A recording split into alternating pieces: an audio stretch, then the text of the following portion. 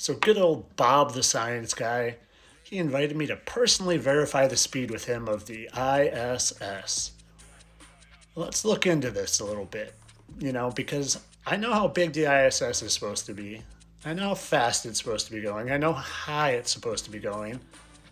But what I don't believe is it's actually a giant space station orbiting the Earth. There is something up there, all right, but it's a lot closer and a lot different of a vehicle than you think. Let's look into it. Let's take a look at how high it's supposed to be first. International Space Station, its orbit height is supposedly 254 miles. Keep that in mind. Remember that.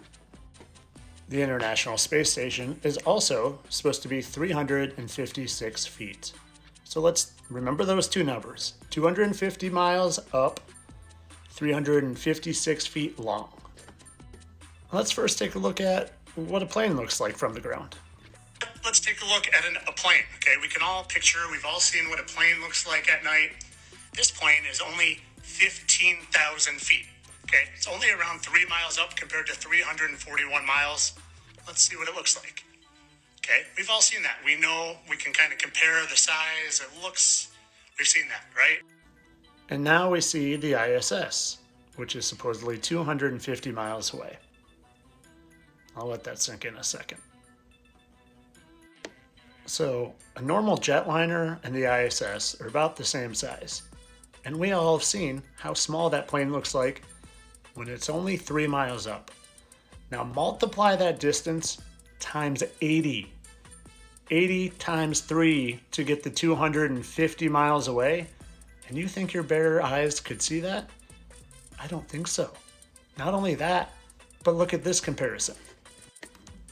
The Sears Tower here, this little dot, that's 1,450 feet tall.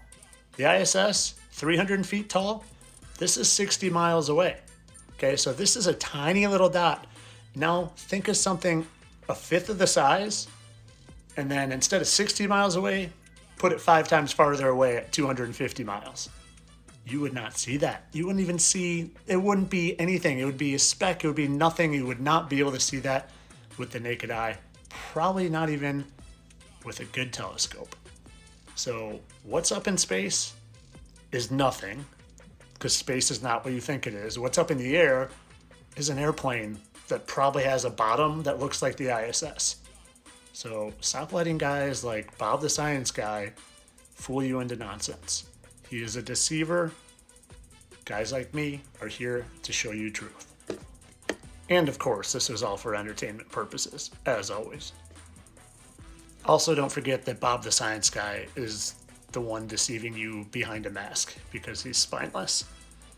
Okay, you can see his actual nostril right there, right there, right there.